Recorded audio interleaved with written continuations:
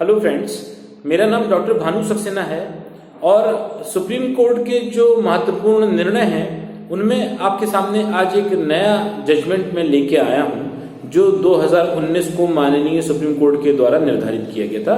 Case का नाम है सेंट्रल पब्लिक इंफॉर्मेशन ऑफिसर, जिसको हम CPIO भी कहते हैं, central public information officer versus Subhash Chandra Agarwal.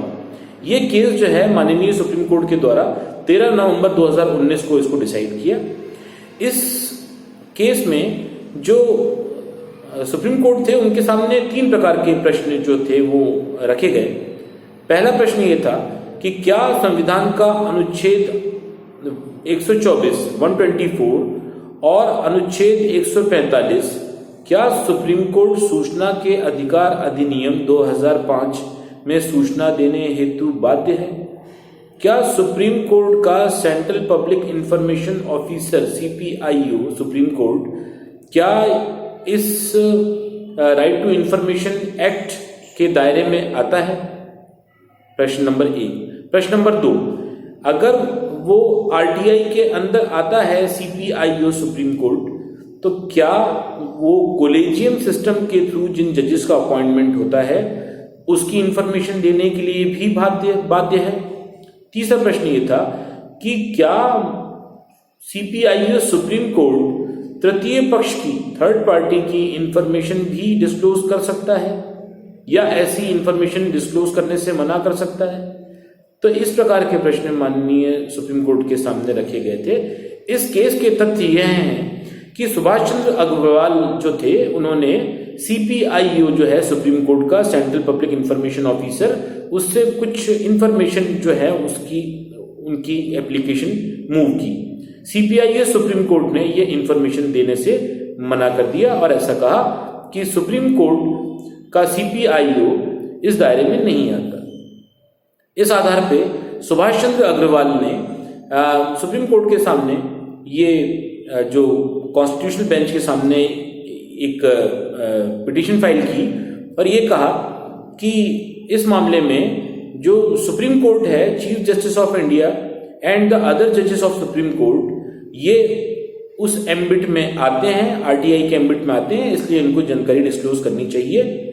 इस मामले में माननीय सुप्रीम कोर्ट ने जो व्यू रखा वो ये था कि ये बात सही है कि सुप्रीम कोर्ट जो है उसमें जो जजेस अपनी संपत्ति डिस्क्लोज करते हैं और वो संपत्ति चूंकि डिस्क्लोज्ड प्रॉपर्टी है, तो इस प्रकार की जो जानकारी जो है वो दी जा सकती है, इस प्रकार की जानकारी दी जा सकती है।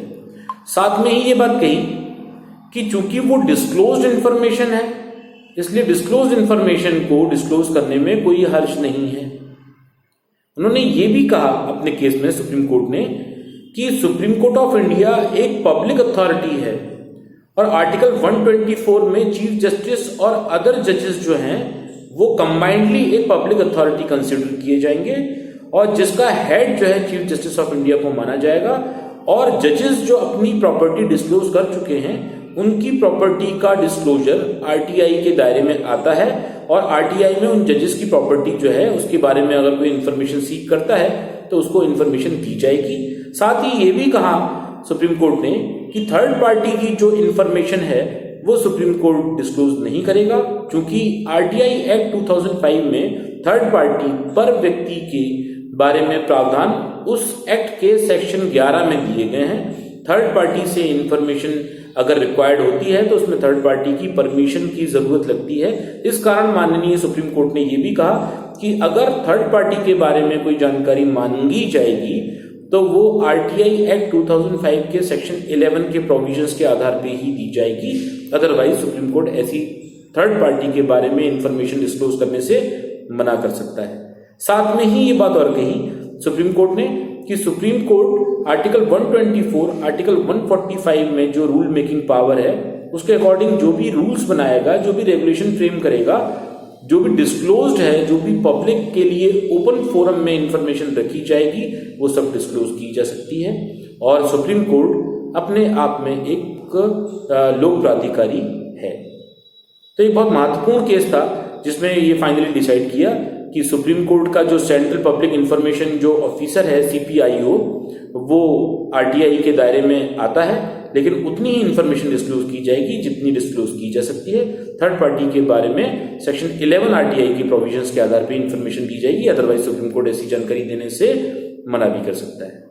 तो चलिए आज का वीडियो यहीं तक रखते हैं, अगले वीडियो में हम फिर मिलेंगे, तब तक के लिए नमस्कार।